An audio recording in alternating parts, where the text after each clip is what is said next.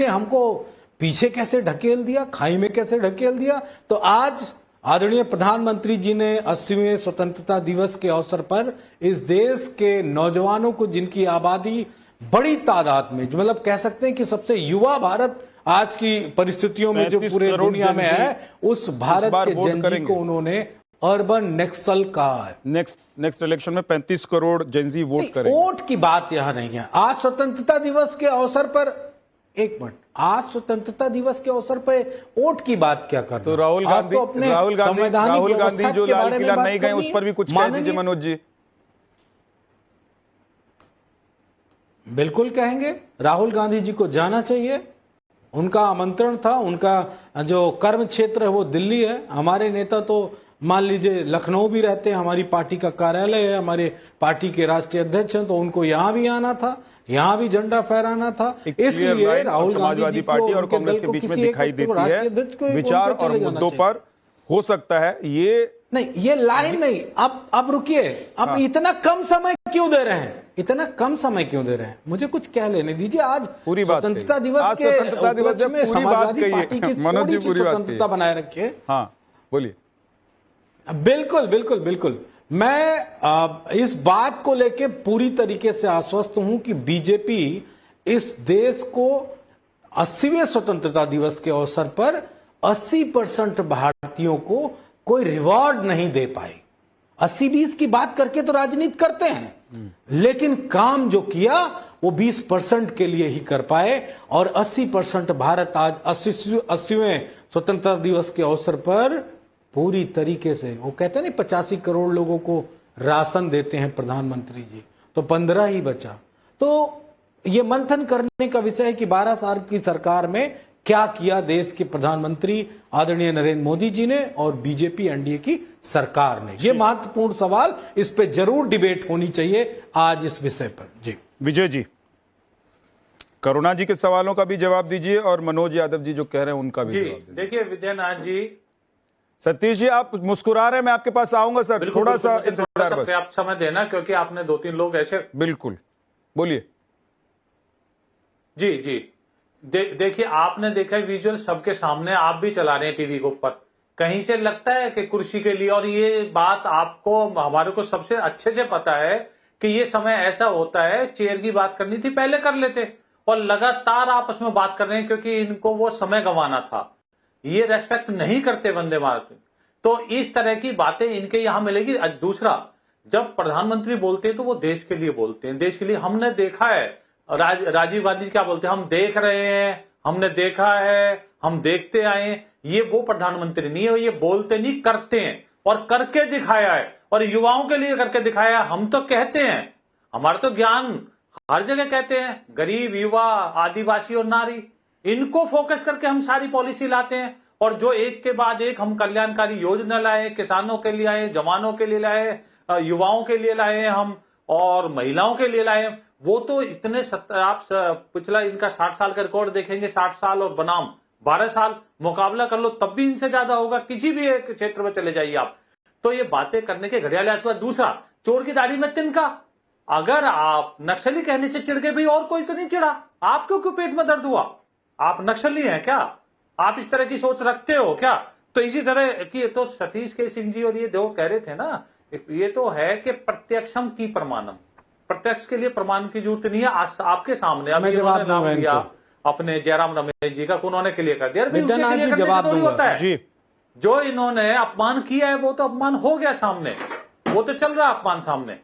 तो अपमान वो थोड़ी खत्म थोड़ी हो सकता है किसी तरह से। ये देखिए बात लगातार चल रही है, और खड़गे जी मुझे लगता है समझाने की कोशिश कर रहे हैं। विजय जी, आप लोग ये आरोप लगा रहे हैं, दावा कर रहे हैं, विजय जी आप लोग ये आरोप लगा रहे हैं, दावा कर रहे हैं कि राष्ट्रगीत को बीच में रुकवाने की कोशिश हुई।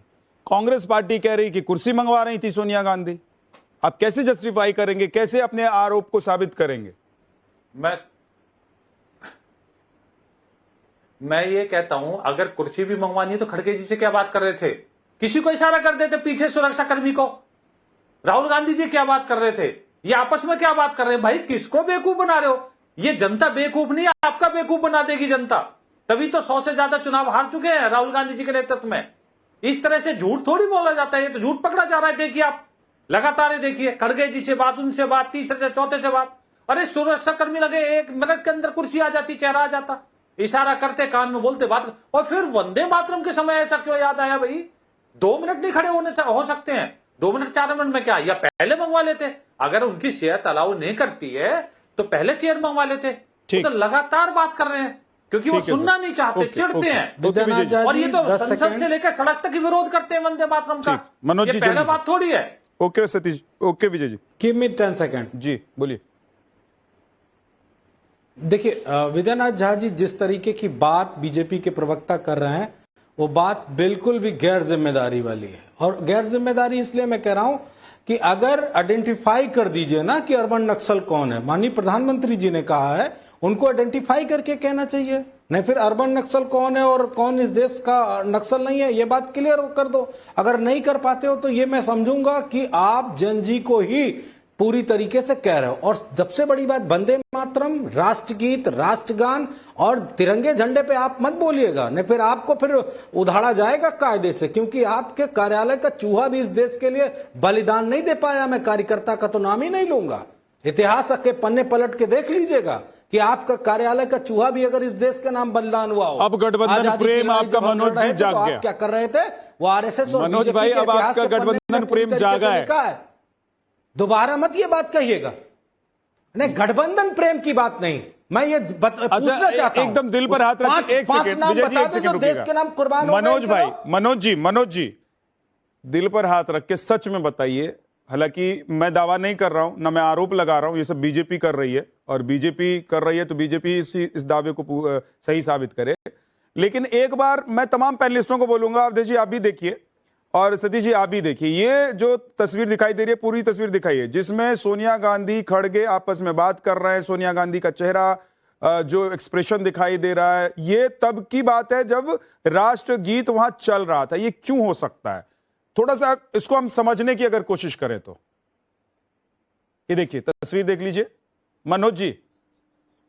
देखिए, ये वंदे मातरम को बीच में, अगर वंदे मातरम चल रहा है तो बीच में ऐसा क्या हो जाएगा कि सोनिया गांधी नाराज नजर आ रही हैं, राहुल गांधी कुछ इशारा कर रहे हैं, खड़गे दोनों तरफ वो कर रहे हैं कि रे रे।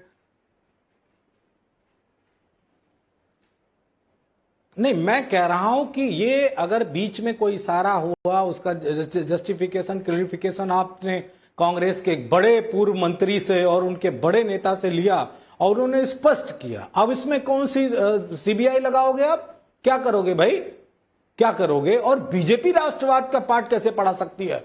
जब 6 जवान शहीद हो गए ऑपरेशन सिंदूर में तो देश के रक्षा मंत्री ने सदन में इनकार कर दिया। शर्म नहीं आती आपको? आज स्वतंत्र दिवस के अवसर पर मैं आपको नंगा करूं आपकी पार्टी को।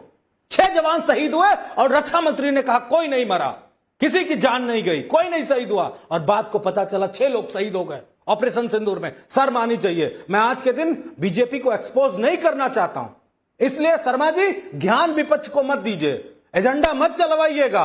नहीं, एजेंडा चलेगा तो सबसे ज्यादा नग्न बीजेपी आरएसएस नजर आएंगे। राष्ट्रवाद का पाठ मत आइएगा। तो गुजरात लॉबी का भी है कि कितने लोग इस देश के नाम शहीद हुए। ठीक है मनोज जी। सतीश जी।